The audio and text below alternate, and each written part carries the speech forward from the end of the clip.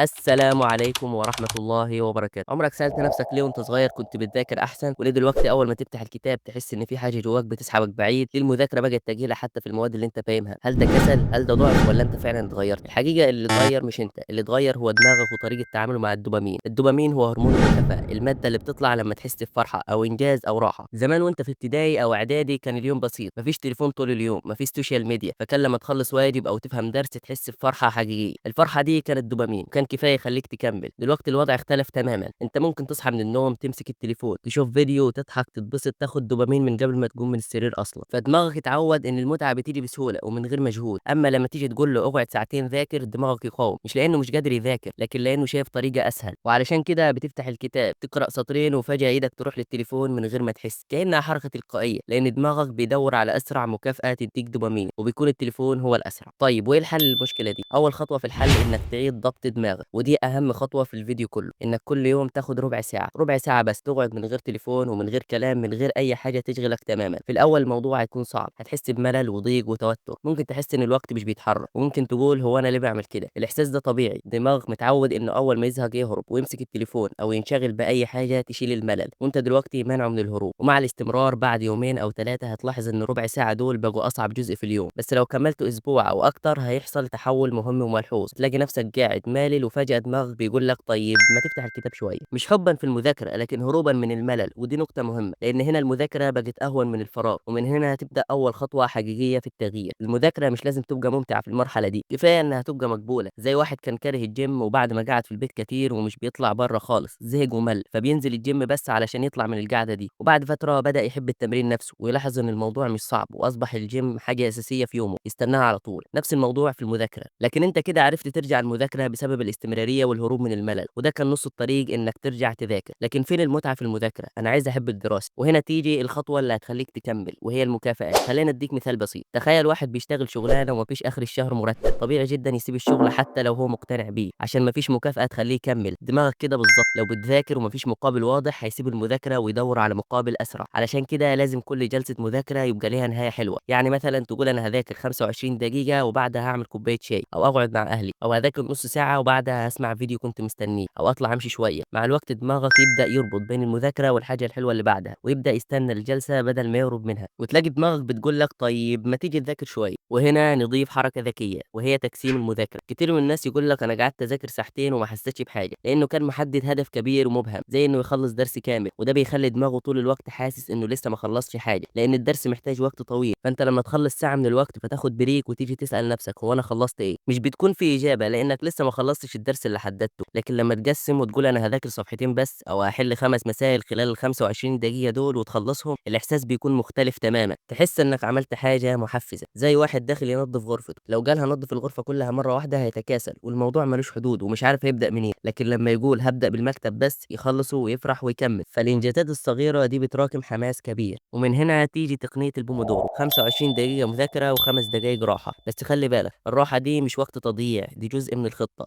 وضروري قبل ما تبدا ال 25 دقيقه تكون عارف هتعمل ايه بالظبط. يعني تقول في ال 25 دقيقه دي هقرا صفحتين واحل سؤالين، مش هذاكر الدرس كله. الفرق ده مهم لان لو خلصت اللي حددته هتحس بنجاح، ولو ما خلصتوش هتحس بفشل واحباط، وده بيأثر على نفسيتك. وفي خطوه كمان لازم تعملها، وهي ان اثناء المذاكره نفسها حاول تخليها نشطه. ذاكر بصوت عالي، اسال نفسك وجاوب، اشرح كانك بتشرح لحد تاني. وكمان غير مكان المذاكره كل شويه واستخدم الوان، كل ده بيخلي الوقت يعدي اسرع ويكون الموضوع ليه لذه. وبعيدا عن كل اللي قلته ده، انت عارف ان الانجاز ليه طعم مختلف لما تبقى مخلص كل اللي عليك اول باول، مفيش تراكمات اصلا. تخيل احساسك في الموقف ده، انت بتكون عايز تاكل الكتب من الحماس والالتزام. في النهايه لازم تفهم ان المشكله مش انك مش عارف تذاكر، المشكله ان دماغك اتعود على دوبامين سريع. ولما تبدا تعالج الموضوع خطوه خطوه هتتفاجئ انك بتذاكر اكتر من غير ما تحس، وبتقعد اطول وقت من غير مقاومه. ابدا من اليوم ربع ساعه تتحمل فيها الملل، وبعدين مذاكره بجلسات قصيره بمكافآت محدده وانجازات صغيره متكرره. ومع الوقت المذاكره هتتحول من حمل تقيل لحاجه طبيعيه في يومك. وخليك عارف ان التليفون هو السبب لتاخرك دايما. وان شاء الله في الفيديو الجاي لو وحابين نتكلم عن إدمان التليفون نفسه بشكل تفصيلي، وإزاي تتحكم فيه، لأن لو التليفون فضل مسيطر أي خطة مذاكرة هتبوظ للأسف. وفي النهاية حابب ألخص لك محتوى الفيديو في كام نقطة عشان تطلع مستفيد من الفيديو. والنقطة الأولى إنك تضبط مستوى الدوبامين بإنك تقعد يوميا ربع ساعة بدون أي حاجة تشغلك تماما. والنقطة التانية إنك تذاكر بنظام المكافآت لكل جلسة مذاكرة، لازم تكافئ نفسك. ومن هنا انتقلنا لنظام البومودورو، وهو إنك تذاكر 25 دقيقة أو أكتر وتاخد 5 دقايق راحة فيهم مكافأة. وقلنا كمان إنك تستخدم أدوات تغير من شكل المذاكرة زي استخدام الألوان والدفاتر، وغير مكان المذاكرة لو مليت. وكمان ذاكر بصوت عالي كأنك بتشرح لحد معاك. وبس كده نكون خلصنا الفيديو بتاعنا. أتمنى أكون قدرت أفيدكم، لعل يكون سبب يخليك ترجع المذاكرة أفضل من الأول. والسلام عليكم ورحمة الله وبركاته.